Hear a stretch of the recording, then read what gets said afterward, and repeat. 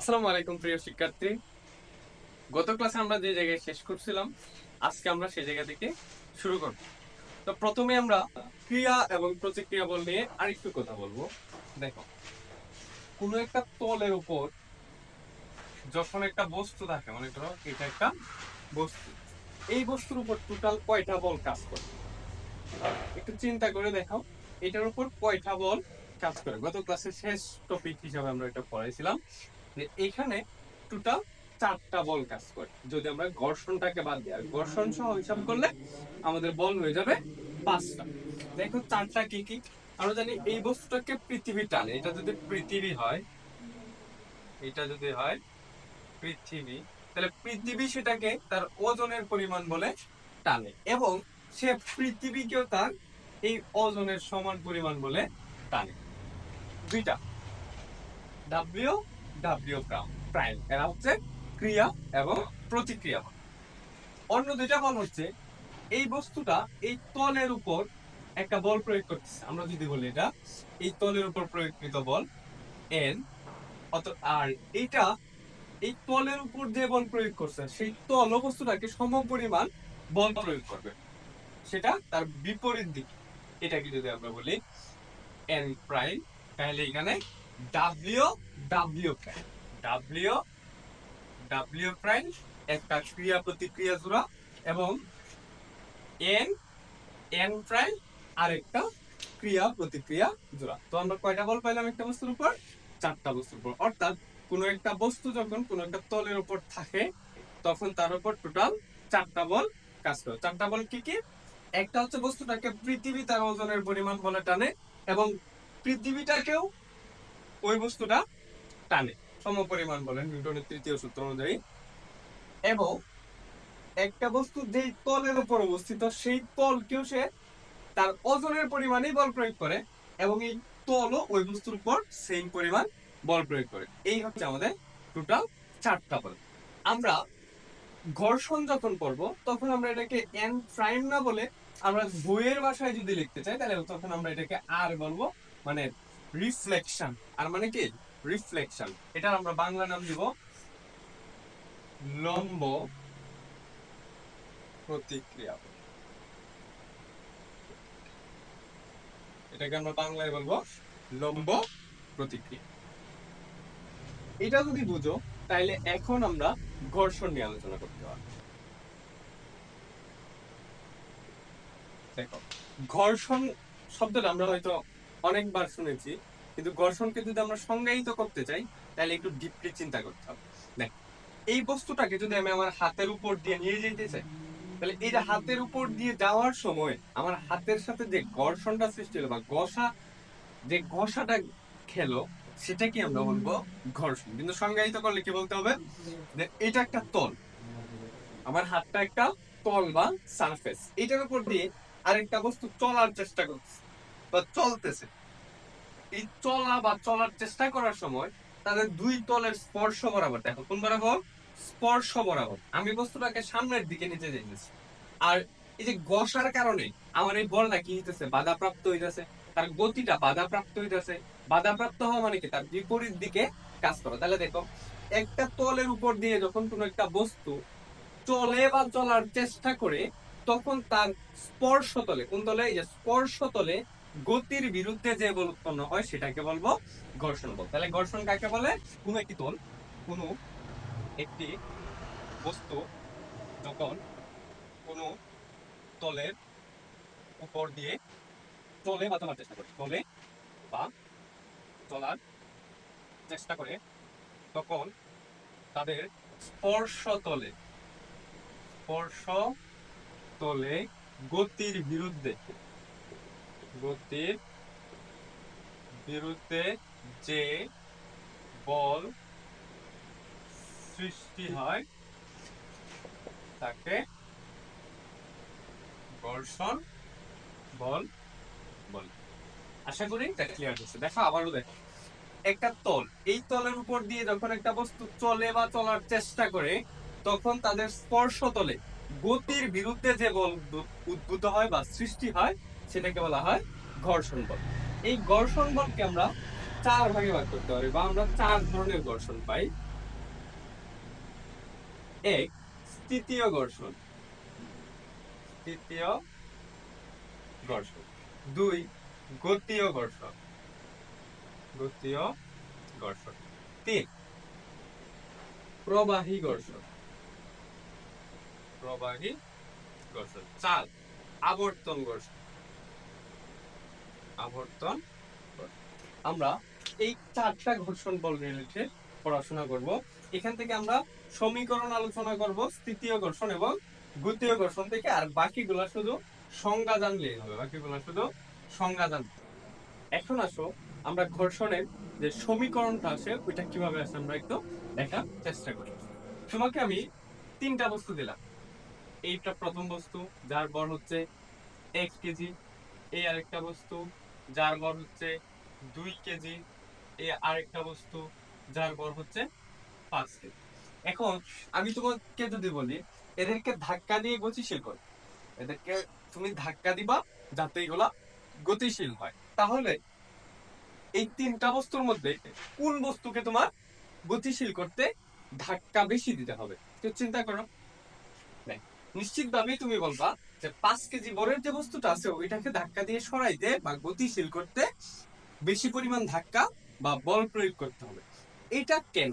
কারণ হচ্ছে এই বস্তুর ভর বেশি, আর ভর বেশি হওয়ার কারণে এটা এই সারফেসের গায়ে বেশি পরিমাণ ধাক্কা দিচ্ছে, আর এই সারফেসও তার উপর একটা অনুরূপ ধাক্কা দিচ্ছে, যেটা আমরা একটু আগেই দেখলাম, যেটাকে আমরা আর দ্বারা প্রকাশ করতেছি, মানে রিফ্লেকশন ফোর্স বা লম্ব প্রতিক্রিয়া বল। এটার ক্ষেত্রে লম্ব প্রতিক্রিয়া বলটা বেশি, এটার ক্ষেত্রে আর একটু কম। এই 2 কেজি বরের বস্তুটা এই সারফেসের উপর একটা বল প্রয়োগ করতেছে, ওই সারফেসও তারে বিপরীত মুখে একটা বল প্রয়োগ করতেছে, সেটাকে আমরা বলতেছি আর। এক্ষেত্রেও সেম, এই সারফেসের উপর 1 কেজি বরের একটা বস্তু বল প্রয়োগ করে, এই সারফেসও ওই বস্তুর উপর সেম পরিমাণ একটা বল প্রয়োগ করে। এই কনসেপ্ট আমরা কোত্থেকে পাইলাম? নিউটনের তৃতীয় সূত্র থেকে, যে প্রত্যেকটা ক্রিয়ারই একটা সমান এবং বিপরীতমুখী প্রতিক্রিয়া আছে। এই তিনটা আরের মধ্যে কোন আরের মান বেশি? নিশ্চিতভাবে 5 কেজি বরের বস্তুর ক্ষেত্রে এই প্রতিক্রিয়া বলটা বেশি, কারণ এই 5 কেজি বরের ওজনের পরিমাণ সে ধাক্কা দেয় কতটুকু পরিমাণ? mg পরিমাণ। m 5 কেজি, g হচ্ছে 9.8, তাহলে এটা হবে 49 নিউটন। এই ক্ষেত্রে দেখো কত হয়, mg পরিমাণ হইলে 2 × 9.8, তাহলে হবে 19.6 নিউটন। এই ক্ষেত্রে কত হবে, mg পরিমাণ হইলে m হচ্ছে 1 কেজি, g হচ্ছে 9.8, অর্থাৎ 9.8 নিউটন। তাহলে কোন ক্ষেত্রে আমাদের এই প্রতিক্রিয়া বলটা বেশি? নিশ্চিতভাবে 5 কেজি বরের বস্তুর ক্ষেত্রে প্রতিক্রিয়া বল বেশি, আর প্রতিক্রিয়া বল বেশি হওয়ার কারণে ঘর্ষণ বল বেশি। প্রতিক্রিয়া বল বেশি হওয়ার কারণে ঘর্ষণ বল বেশি। তাইলে বলো তো ঘর্ষণ বল এই প্রতিক্রিয়া বলের সাথে কিভাবে সম্পর্কিত? প্রতিক্রিয়া সমানুপাতিক না ব্যস্তানুপাতিক?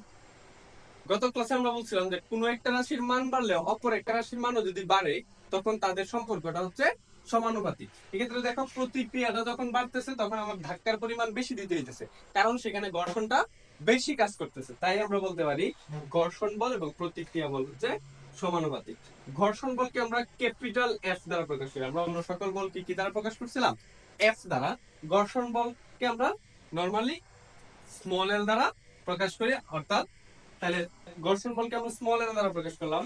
আর সমানুপাতিক চিহ্নটা আমরা দিব ইকুয়াল। সমানুপাতিক চিহ্ন উঠায় যখন আমরা ইকুয়াল দিই তখন সেই সাথে সাথে একটা স্বীকৃত ধ্রুবক আনতে হয়। এই ক্ষেত্রে যে ধ্রুবকটা আমরা ব্যবহার করব সেই ধ্রুবকটার নাম হচ্ছে মিউ, এবং প্রতিক্রিয়া বলকে আমরা প্রকাশ করতেছি আর দ্বারা। তখন আমরা এখান থেকে ঘর্ষণের যে সমীকরণ সেটা পাই, F = মিউ আর। এখানে F এর পরিচয় হচ্ছে ঘর্ষণ বল। F এর পরিচয় কি? ঘর্ষণ বল। মিউ এর পরিচয় হচ্ছে ঘর্ষণ গুণাঙ্ক। কথাটা একটু মনে রাখবা, ঘর্ষণ গুণাঙ্ক। ঘর্ষণ গুণাঙ্ক। এবং আর হচ্ছে লম্ব প্রতিক্রিয়া বল। লম্ব প্রতিক্রিয়া বল বা অবিলম্ব প্রতিক্রিয়া বলো বলা হয়ে থাকে মাঝে মধ্যে। এটা যদি বুঝো, এখন আমরা স্থিতীয় ঘর্ষণ এবং গতীয় ঘর্ষণ খুব ইজিলি বুঝতে পারবো। এখন আমরা আলোচনা করব স্থিতীয় ঘর্ষণ নিয়ে। দেখো স্থিতীয় ঘর্ষণের ইংরেজি হচ্ছে স্ট্যাটিক ফ্রিকশন। দেখো সংজ্ঞাটা হচ্ছে, যেই ঘর্ষণ বল কোনো বস্তুকে তার স্থির অবস্থান থেকে সরাতে বাধা দেয় সেটাকে বলা হয় স্থিতীয় ঘর্ষণ। অর্থাৎ কোনো একটা বস্তু আছে, এরে ধরো 5 কেজি বড় একটা বস্তু, এই বস্তুকে তুমি অল্প পরিমাণ বল প্রয়োগ করলে এতে কি বস্তুটা নড়বে? নড়বে না। কেন নড়লো না? তুমি বল তো প্রয়োগ করলো, ধরো 1 নিউটন পরিমাণ বল প্রয়োগ করলা, কেন নড়লো না? কারণ এটার যে ঘর্ষণ আছে সেই ঘর্ষণটাকে তুমি অতিক্রম করতে পারো নাই। যেমন সাইকেল যারা চালাইছো তাদের এই অভিজ্ঞতা থাকার কথা, কোন একটা সাইকেলকে প্রথমে গতিশীল করতে একটা বল প্রয়োগ করতে হয়, এবং ওই বলটা নর্মালি চালানোর সময় যে বলটা প্রয়োগ করতে হয় তার থেকে তুলনামূলক একটু বেশি বল প্রয়োগ করতে হয়। প্রথম ফেডেলটা যখন দিবা তখন তুলনামূলক বেশি বল প্রয়োগ করতে হয়। কারণ কি? তখন সেখানে একটা ঘর্ষণ বল কাজ করে, এবং সেই ঘর্ষণটার নাম হচ্ছে স্থিতি ঘর্ষণ। অর্থাৎ স্থির বস্তু যখন স্থির থাকে তখন তার উপর যেই ঘর্ষণ বলটা ক্রিয়া করে সেটাকে বলা হয় স্থিতি ঘর্ষণ। বা এভাবেও বলা যায়, যে ঘর্ষণ বল কোনো বস্তুকে তার স্থির অবস্থান থেকে সরতে বাধা দেয় সেটাকে বলবে স্থিতীয় ঘর্ষণ। এখন দেখো, আমরা ঘর্ষণ বলের যে সূত্রটা করছিলাম, F is equal to mu R F is equal to mu আর, যেহেতু আমরা স্ট্যাটিক ঘর্ষণ করতেছি এই জন্য শুধু এখানে একটা মিউ এস লাগাই দেব। Fs এবং মিউ এস। Fs দ্বারা কি বোঝায়? Static friction. মিউ এস দ্বারা কি বোঝায়? স্থির ঘর্ষণ গুণাঙ্ক। স্থির ঘর্ষণ গুণাঙ্ক। তাহলে মিউ এস এর পরিচয় কি? স্থির ঘর্ষণ গুণাঙ্ক। স্থির ঘর্ষণ গুণাঙ্ক বা স্থিতীয় ঘর্ষণ গুণাঙ্ক। স্থির ঘর্ষণ গুণাঙ্ক বা স্থিতীয় ঘর্ষণ গুণাঙ্ক। অনুরূপভাবে আমরা গতীয় ঘর্ষণটাও এভাবেই পড়বো। দেখো 2 নাম্বার হচ্ছে গতীয় ঘর্ষণ। গতীয় ঘর্ষণ। গতীয় ঘর্ষণ কি? কোন একটা বস্তু যখন চলতে থাকে তখন তার গতির বিপরীতে যে ঘর্ষণ বলটা কাজ করে সেটাকে বলবো আমরা গতীয় ঘর্ষণ। যেমন সাইকেল চালানোর সময় যখন সাইকেলটা চলতে থাকে তখন কি তার চাকা এবং রাস্তার মধ্যে একটা ঘর্ষণ সৃষ্টি হয় না? নিশ্চিতভাবেই একটা ঘর্ষণ সৃষ্টি হয়। সেই ঘর্ষণটাকে বলবো আমরা গতীয় ঘর্ষণ। তাহলে সংজ্ঞা কি লিখবো? কোন একটা বস্তু যখন গতিশীল থাকে বা চলতে থাকে তখন তার গতির বিপরীতে যেই ঘর্ষণ বল কাজ করে সেটাকে বলা হয় গতীয় ঘর্ষণ। গতীয় ঘর্ষণের ক্ষেত্রে গতীয় ঘর্ষণের ইংরেজি হচ্ছে কাইনেটিক ফ্রিকশন। Kinetic friction.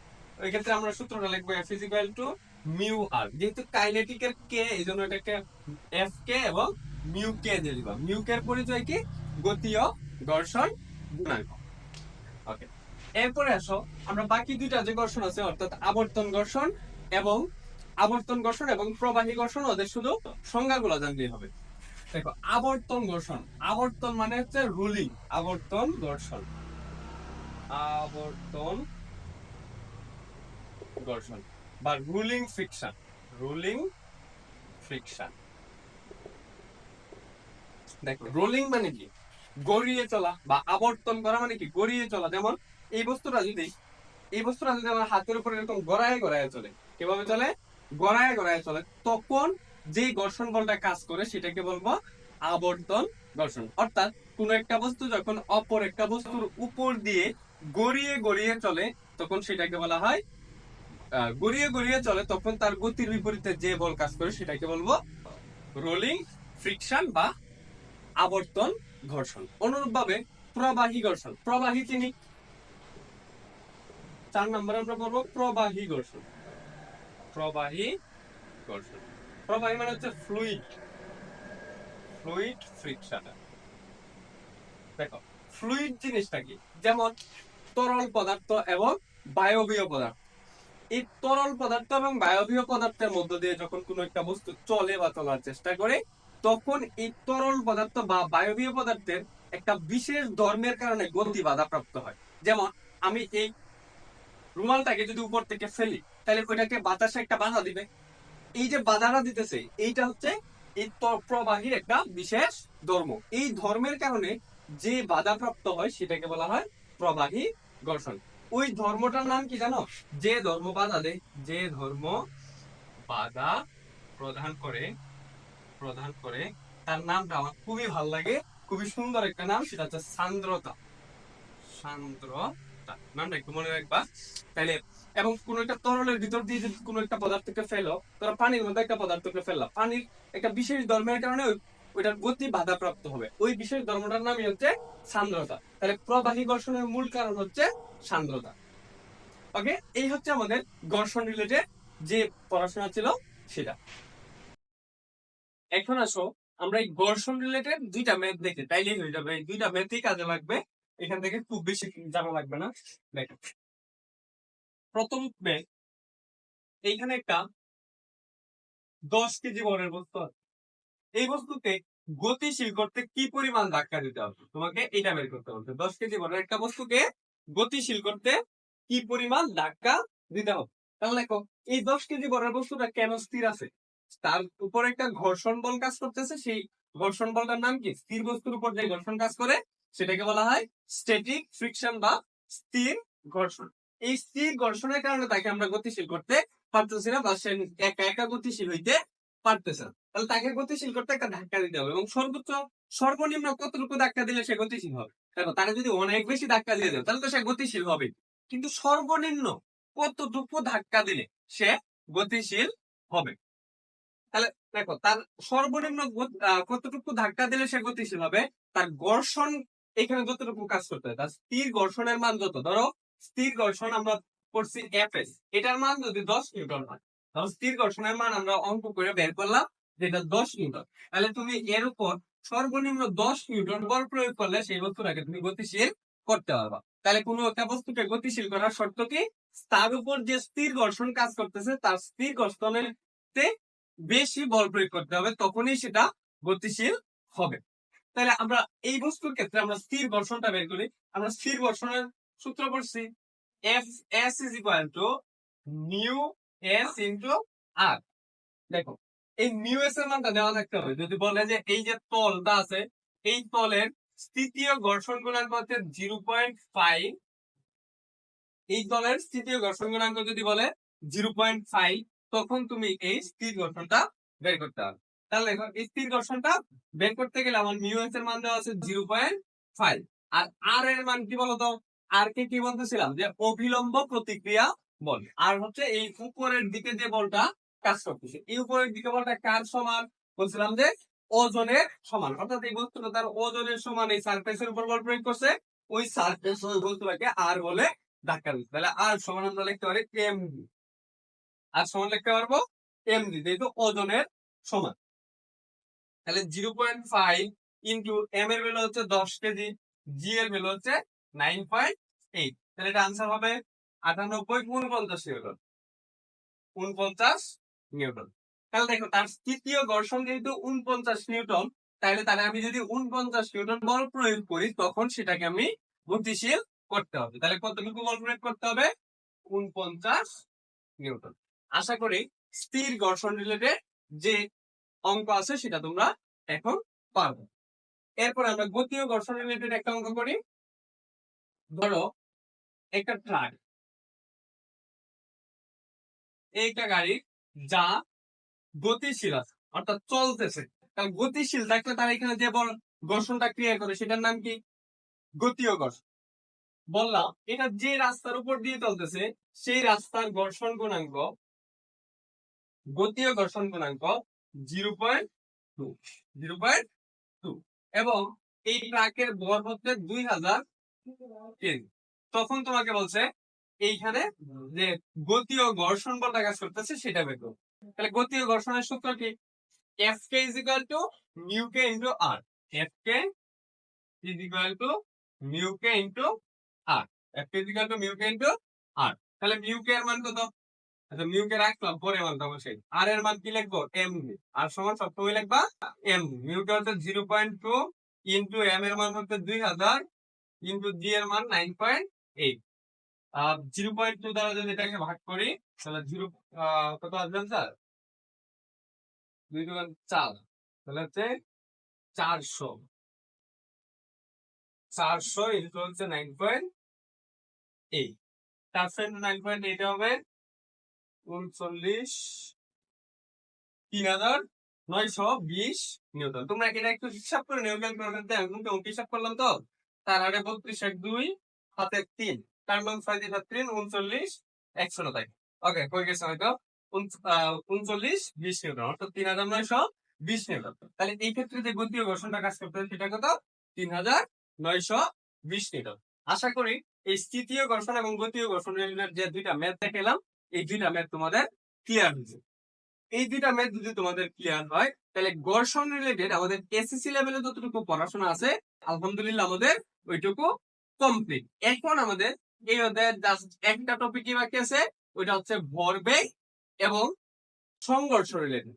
ভরবেগের সংরক্ষণ সূত্র এবং সংঘর্ষের মধ্যে স্থিতিস্থাপক সংঘর্ষ এবং অস্থিতিস্থাপক সংঘর্ষ, তাইলে আমাদের এই অধ্যায় শেষ হবে।